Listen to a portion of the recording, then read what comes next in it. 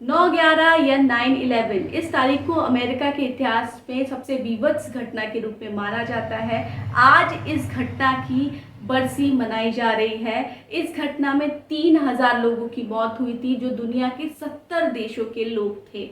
लेकिन खास बात ये है, बल्कि कहें कि दुर्भाग्यपूर्ण बात ये है कि इस घटना के गुनहगारों को आज तक सजा नहीं मिली है।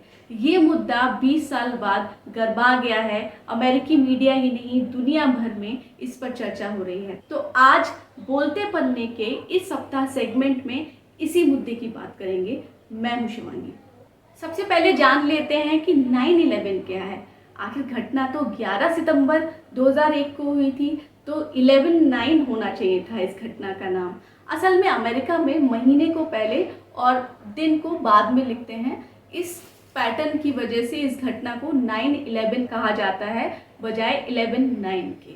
दूसरी अहम बात यह है कि इस घटना में ना सिर्फ वो यात्री मारे गए जो उन 4 पैसेंजर प्लेन्स में बैठे थे, बल्कि 400 पुलिसकर्मी और फायर फाइटर्स की भी मौत हुई। इस घटना के बाद न्यूयॉर्क सिटी में करीब 2700 लोगों की मौत हुई, पेनिसुलविया में 40 लोगों की मौत हुई और पेंटागन में करीब 186 लोगों की मौत हुई। इन सब में, जैसा कि मैं आपको बता चुकी हूँ, कि बहुत सारे फायर फाइटर्स और पुलिसकर्मी मारे गए। वजह साफ थी कि जब प्लेन ने उस बिल्डिंग में अटैक किया, उसके बाद आग लग गई और आग की वजह से वहाँ से लोगों को इवैक्यूएट करना बहुत मुश्किल था।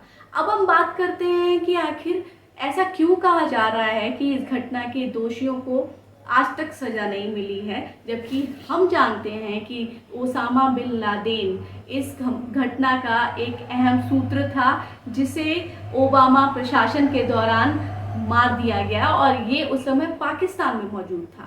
असल में इस बात का खुलासा तब हुआ जब अमेरिका में जॉर्ज बुश के समय हुई घटना के बाद 9/11 हमले के लिए एक आयोग बिठाया गया। इस जांच आयोग ने रिपोर्ट दी, जिसमें बताया कि खालिद मोहम्मद शेख नाम का एक आतंकवादी जो अलकायदा से जुड़ा है, इसने असल में ये पूरा प्लॉट बनाया था अमेरिका में यात्री विमान को होस्टेज करने का और उसके बाद जानबूझकर एक आत्मघाती हमला करने का। ये अपनी तरह का दुनिया में उस समय पहला आत्मघाती हमला था।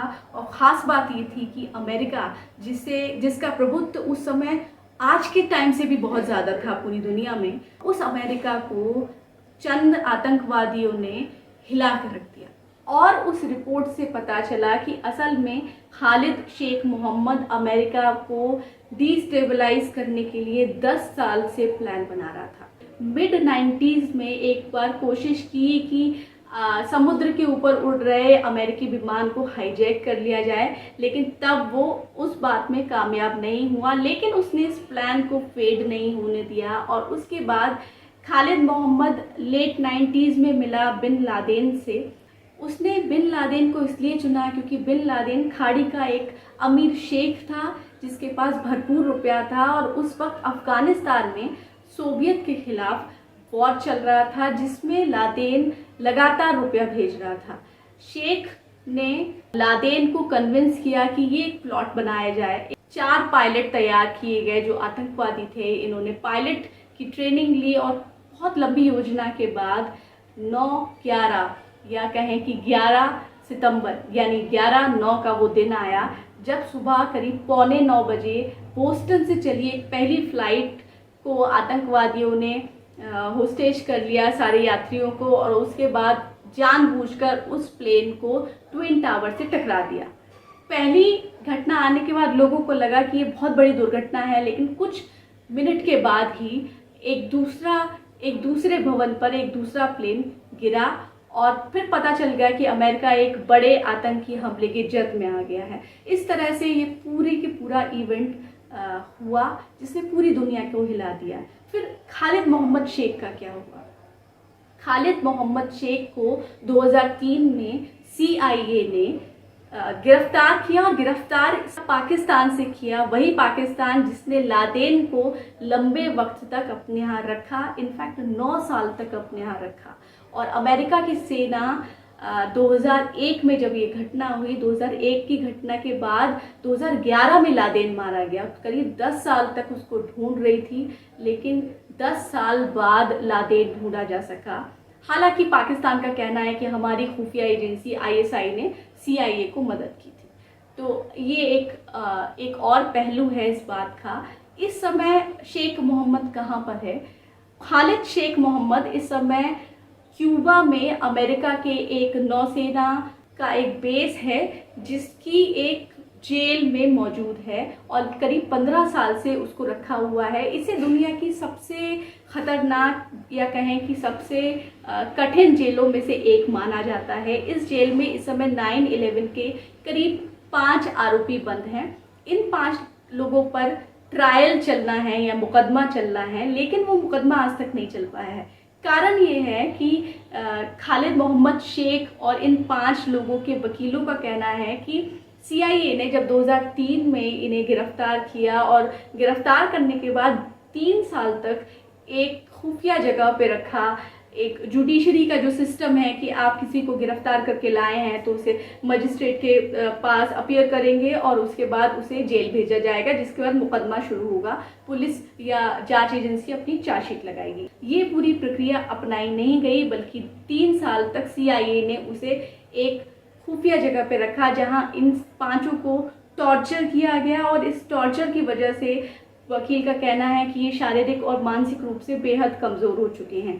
तो ये पूरा मामला कथित यातनाओं में अटका हुआ है। बचाव पक्ष के वकील का कहना है कि सरकार वो सारे सबूत हमें दिखाए और उन सारे गवाहों से मिलवाए जिनसे हम क्रॉस क्वेश्चनिंग कर सकें, क्योंकि हमारे जो मुवक्किल हैं यानी कि ये 5 आरोपी, इनके जो एविडेंस दिए गए कि हाँ ये प्लॉट में, ये उस घटना में शामिल थे, ये जबरन करवाया गया है क्योंकि उन्हें लगातार यातनाएं दी गई। तो ये वकील का कहना है। दूसरी ओर सरकार जो है वो अपनी तरफ से इस तरह के एविडेंस बचाव पक्ष के वकील को नहीं देना चाहती, जिस वजह से बहुत लंबी प्रक्रिया चल चुकी है।